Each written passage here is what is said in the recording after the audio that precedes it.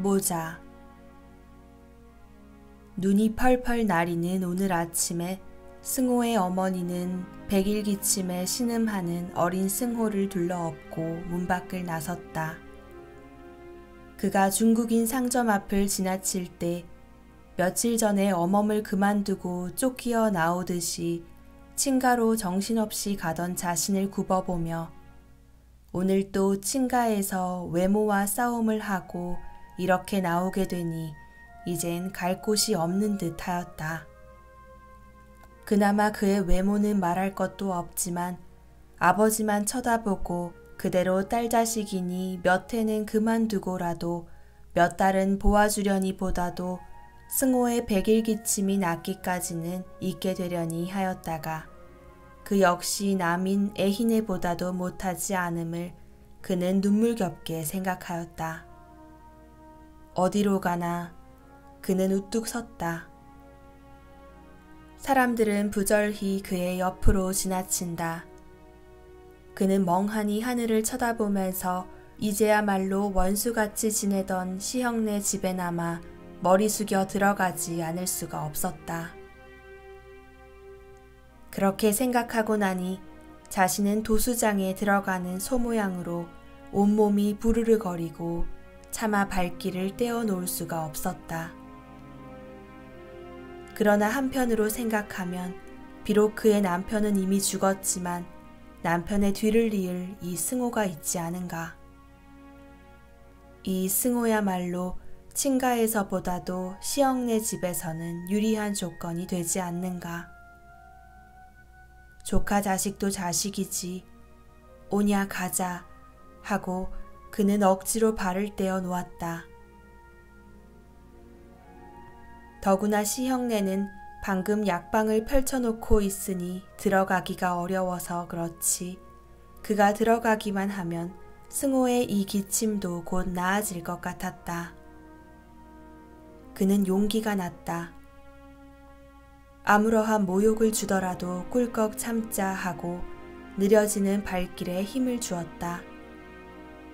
그러나 동서의 그 낙신 눈과 시영의 호박씨 같은 눈이 자꾸 그의 발길을 돌리려고만 하였다. 만주사변 전만 하여도 시영이 자기의 남편을 하늘같이 떠받치었으며 그래서 자기들까지도 시영이 군말 없이 생활비를 대주었던 것이나 일단 만주사변이 일어나고 그리고 이 용정사회가 돌면하면서부터는 시영도 마음이 변하여 끔찍하게 알던 그 아우를 밤낮으로 욕질을 해가며 역시 자기네 모자를 한결같이 대하였다. 그래서 일체 생활비도 대주지 않는 까닭에 승호의 어머니는 남의 어멈으로 들어가게 되었던 것이다. 그리고 특히 1년 전에 남편이 객지에서 죽었다는 기별이 왔을 때 시영은 오히려 좋아하는 눈치를 보였기 때문에 승호 어머니는 있는 악이 다 치밀어서 큰 싸움을 하게 되었으며 그 후로는 아주 발길을 끊고 말았던 것이다. 그런데 오늘 이렇게 그가 머리 숙여 들어간 데야 시영네 내외가 물론 덜 좋아할 것을 뻔히 아는 터이고 해서 그는 이렇게 주저하고 망설이지 않고는 견디지 못하였다. 가만히 엎드려 있던 승호는 갑자기 머리를 들며 그 몹쓸 기침바를 또 내어놓았다. 그리고 기침에 못 이겨서 숨이 꼴깍 넘어가는 소리를 한다. 그는 얼른 승호를 앞으로 돌려 안으며 승호의 볼 위에 볼을 맞대고 몸을 부르르 떨었다. 그는 안타까워서 이렇게 부르르 승호의 입에 그의 입술을 대고 입김을 흠뻑 빨았다. 그것은 아들의 백일기침이 자기에게로 옮아오고 말았으면 하는 생각으로 그는 언제나 승호가 기침을 내놓을 때마다 이렇게 하곤 하였다. 그리고는 승호가 기침한 지가 한참이 지나도록 하지 않으면 그가 입김을 빠른 효과가 나는가 하여 가슴을 태우다가 번번이 그 기침바를 또 만나곤 하였던 것이다. 승호의 기침이 좀 진정된 뒤에야 그는 다시 걸었다. 어느덧 시영네 담 모퉁이로 들어섰다. 그는 멈칫 섰다. 시영이 왜 왔느냐고 물으면 뭐라고 하나. 살러 왔습니다. 그러나 뭘 하나 그만 잠자코 있을까. 아니 어멈 그만둔 것은 말해야지. 그러나 그 집에서도 모른다면 어쩌나. 그는 어떤 지하에나 떨어지는 듯 아찔하여 그만 돌아섰다. 차라리 그렇게 될 바에는 아예 들어가지도 말았으면 하였다. 그러나 그러고 보니 갈 곳이 없다. 그만 오늘 밤이나 누구네 집에 가서 자고서 눈이나 그치거든 어디로든지 갈까. 그때 애희네 집에서 쫓기어 나오던 광경을 머리에 그리며 남이야 다 갔지. 누가 우리 모자를 하룻밤인들 재울 쏘냐. 이 몹쓸 기침에 걸린 우리 승호를 나 이외에 누가 좋다고 할 사람이 어디 있어. 그나마 자식값에 가니 그래도 시영이 낫겠지. 가서 말이나 해보자. 설마 한들 내쫓을까. 그는 다시 발길을 옮겼다. 발길은 점점 무거워오며 자꾸 망설이게 된다. 그리고 승호가 시영과 마주 앉아 이야기할 때 그 기침을 하면 어쩌나. 그래서 다소 불쌍한 마음이 들어 집에 두려고 했다가도 그만 그 기침에 놀라 딱 잡아떼면 어떻게 하나. 좀 기다려서 승호가 기침을 한 후에 들어가야지. 그는 우뚝 서서 승호가 기침을 하기를 고대하였다. 이렇게 바람이 차고 눈 오는 날에 밖에 오래 있는 것이 승호에게 해롭다는 것을 모르는 것은 아니지만 그는 이렇게 망설이며 가슴을 졸이지 않을 수가 없었다. 승호야, 너 큰아버지 앞에서 기침을 참아야 한다. 그래야 한다. 자는 듯이 엎드려 있는 승호의 등을 가볍게 두드리며 이렇게 애원하다시피 하였다. 그는 멈칫 섰다. 시영네 문이 눈에 선듯 띄었던 것이다. 그리고 새로 페인트 칠을 한 시영네 대문은 그가 오래간만에 왔다는 것을 말해주는 듯 그는 뛰는 가슴을 쥐며 또 다시 망설였다. 그때 벼랑간 문이 열리며 H 보통학교 교사로 있는 시영의 딸이 앞뒤를 보며 나온다. 그는 흠칫하며 물러설 때 아이 작은 어머니 오래간만이네. 눈같이 흰 얼굴에 부드러운 외투 깃털이 살짝살짝 스친다. 잘 있었니? 그는 질려만 보아도 머리가 숙여지며 말문이 꼭 막힌다. 어서 들어가요. 승호는 좌우? 질려는 곁으로 오는 채 하더니 도로 물러선다. 난 저기 다녀올게. 작은 어머니 어서 들어가요. 나 오기 전에 가면 못 써요, 작은 어머니. 질려의 음성은 몹시도 명랑하였다. 그때 그는 질려를 붙들고 이런 사정을 해볼까 하는 생각도 들었으나 질려는 말을 마치자 생긋 웃어 보이고 돌아서 간다. 그는 하는 수 없이 문 안으로 들어섰다. 신발 소리를 들었음인지 맞동서의 낚싯눈이 유리창으로 나타난다. 그는 얼굴이 화끈 달며 마치 원수를 대하는 듯 하였다. 이거 웬일이여? 자네가 우리 집에 올 때가 있나? 미닫이를 드르르 열고 바라보는 동서는 은연중에 노기를 띄우고 그를 대하여 준다. 그는 아무 말 없이 방으로 들어가 앉았다. 양내가 물컥 스치며 훈훈한 밤 기운이 그의 단볼 위에 칵 덮어 씌운다. 그는 승호가 기침을 할까 하여 누더기를 승호 머리까지 뒤집어 씌우고 앉아서 가슴을 졸였다. 그래 돈벌이 한다더니 돈 많이 모았겠구먼. 사람이 못 쓰느니 자네 아직도 자네가 옳게 한 것 같은가? 동서는 장죽을 당기어 담배를 담는다. 잘못했어요. 그리고 말이지, 싸울 때는 혹 싸웠더라도 성이 가라앉으면 잘못했다고 빌어야 하는 게지. 그래 1년이 넘도록 발길하지 않으니 아랫사람으로 윗사람 대하는 법이 어디 그런가?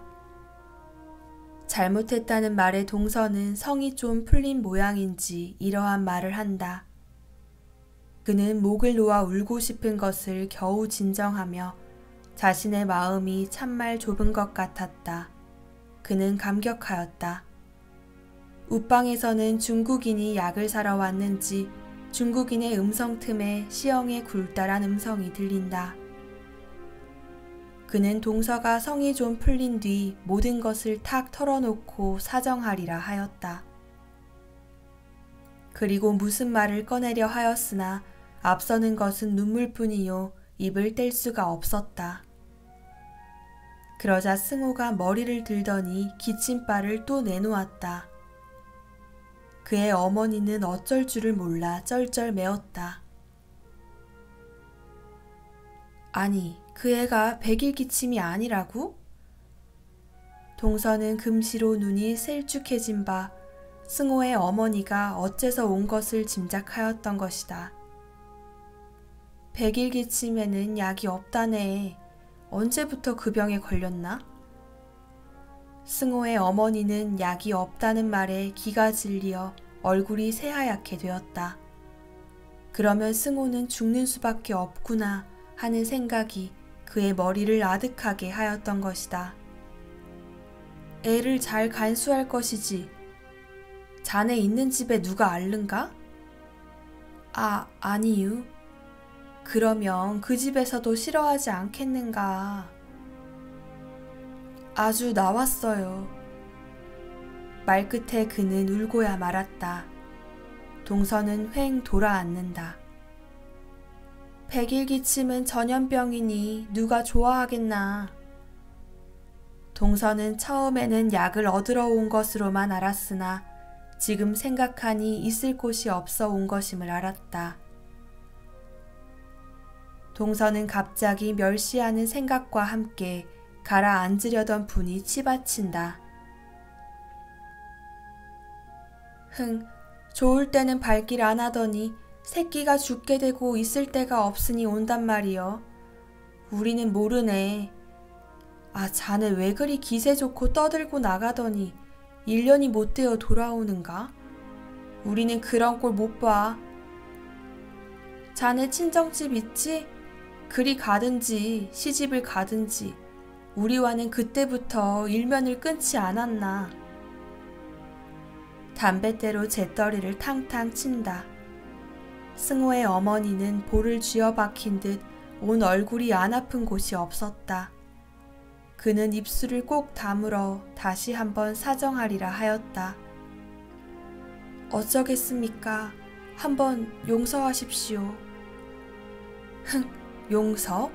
용서라는 게 몇 푼짜리 가는 게야? 우리는 몰라. 그때 웃방 미닫이가 열리며 시영의 얼굴이 나타난다. 이거 왜들 시끄럽게 구니? 소리를 지르며 누나를 굴린다. 글쎄 생전 면대하지 않을 것 같이 굴더니 새끼가 병들고 있을 곳이 없으니 또 왔구려. 듣기 싫여.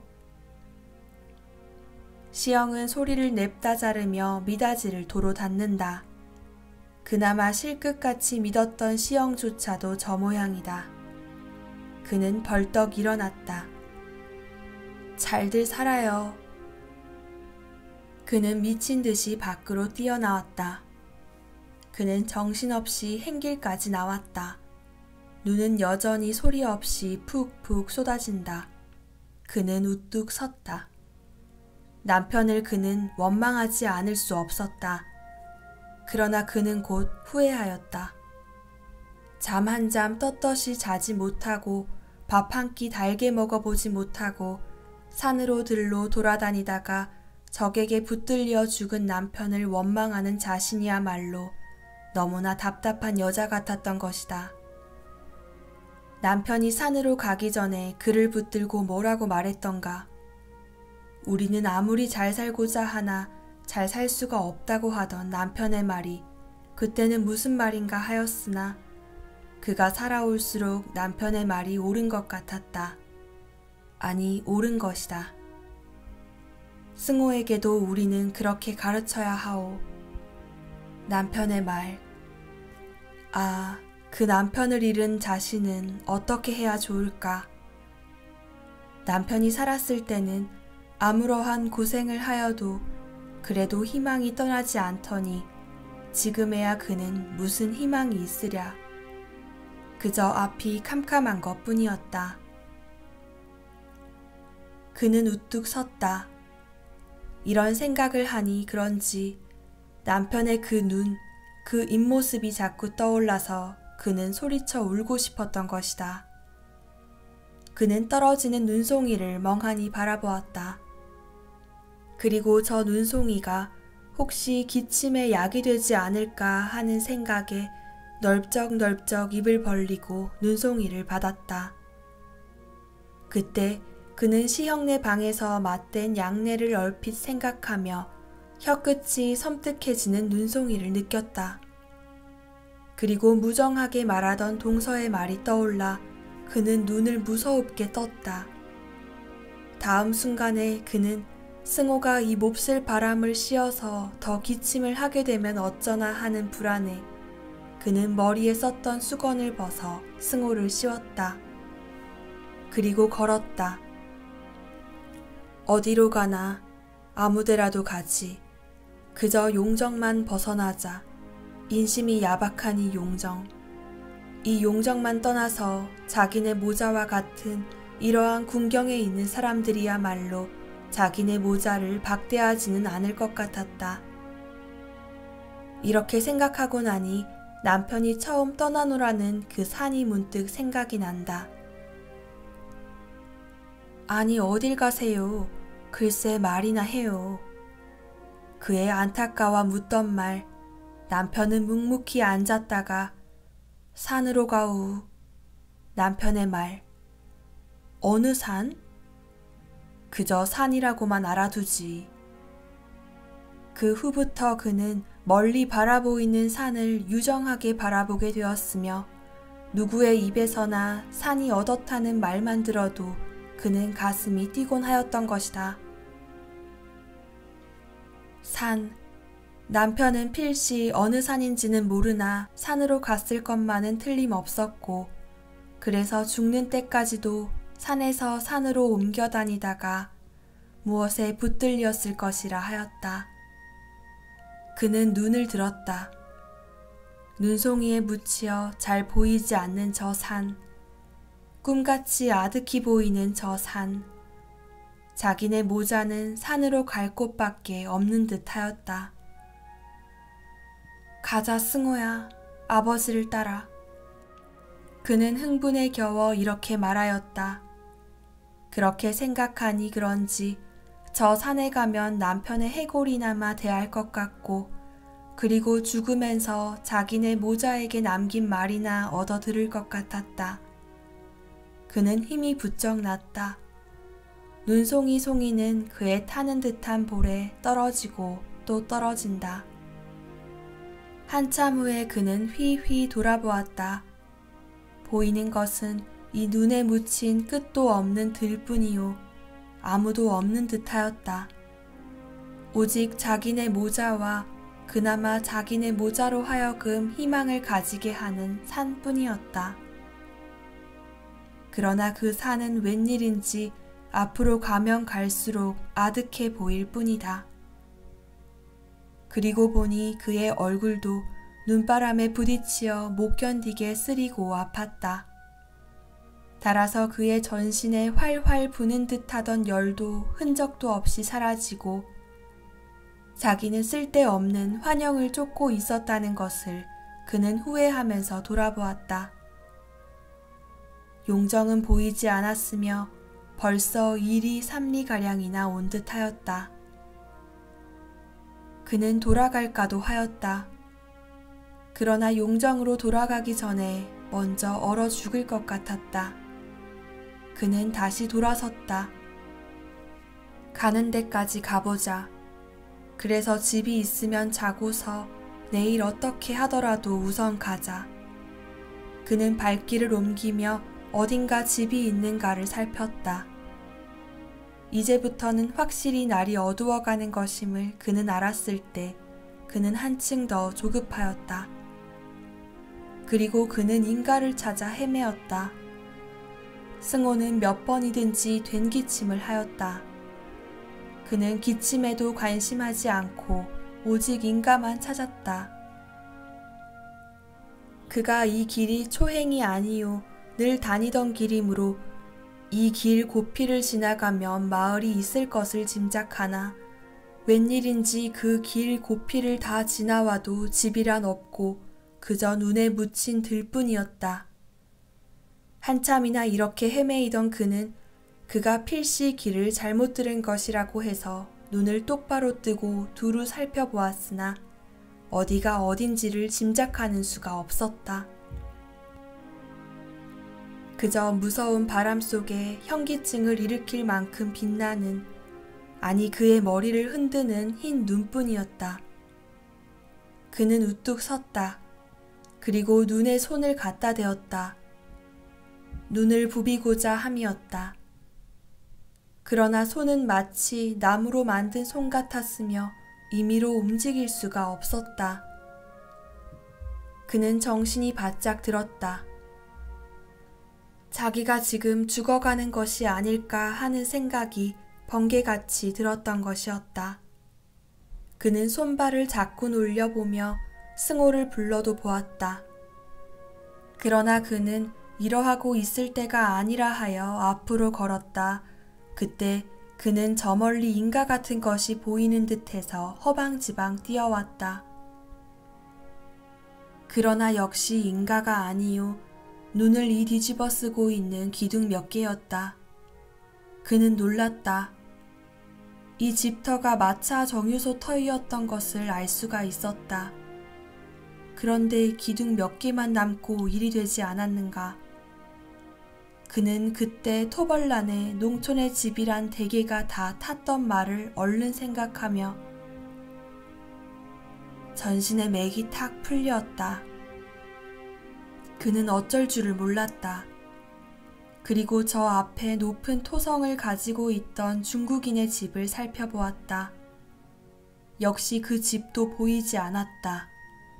그는 몇 걸음 앞으로 나와 살펴보았으나 역시 없었다. 확실히 없었다. 바람은 좀 자는 듯하나 눈은 점점 더 내린다. 그리고 땅에 갈린 눈은 그의 무릎마디를 지나쳤다. 그는 기둥을 바라보며 어쩔까 하다가 에라 죽으면 죽고 살면 살고 가보자. 그는 이를 악물고 걸었다. 그러나 어쩐지 앞이 캄캄해오고 자꾸만 넘어지려고 하였다.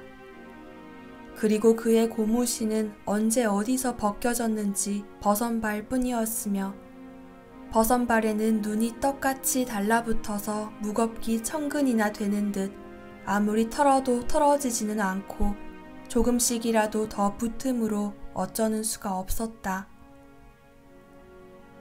그리고 머리와 눈썹 끝에는 눈가루가 허옇게 불리었으며 입술에도 역시 그랬다. 그는 다름질 쳤다. 그의 생각만이 다름질 뿐이요 그 자리에 그냥 서 있었다. 그는 갑자기 허전해지며 스르르 미끄러지자 눈이 눈으로 코로 입으로 막 쓸어들며 숨이 콱 막힌다. 그는 어떤 구렁이나 혹은 개천으로 빠져 들어오는 것임을 직각하였을 때 나는 죽는구나, 참말 죽는구나 하는 생각이 번쩍 들었다. 그는 두 손을 내저으며 무엇을 붙잡으려 하였다. 붙잡히는 것은 푸실푸실한 눈덩이뿐이고 아무것도 잡히는 것이 없었다. 그는 소리를 지르려고 악을 썼다. 그러나 들어올 때까지는 들어오고야 만 듯 그는 마침내 우뚝 섰다. 그는 우선 숨이나 쉬도록 손으로 머리를 내휘둘러서 구멍을 내려 하였다. 그러나 구멍을 내면 낼수록 위에 눈이 자꾸 내려 밀린다. 그때 그는 갑자기 승호가 이 눈에 묻혀서 그만 죽었는가 하여 승호를 붙들고 승호 편을 머리로 자꾸 받아서 구멍을 내놓았다.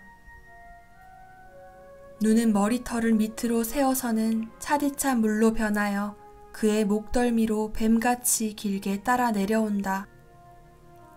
그는 이 물이 승호에게로 새어 들어갈까 하여 그의 저고리 깃에 스며들도록 목을 좌우로 내저었다. 그러나 물줄기는 이리저리 스며들어간다. 그는 맥이 탁 풀렸다. 그리고 우리 모자가 참말 죽는구나 하고 다시 한번 생각되었다. 그때 그는 남편의 죽음을 생각하였다. 그가 죽게 된 것은 이 눈 속에서 헤어나지 못함도 아니요 바닷속에서 혹은 어떤 구렁이나 개천이 아니다.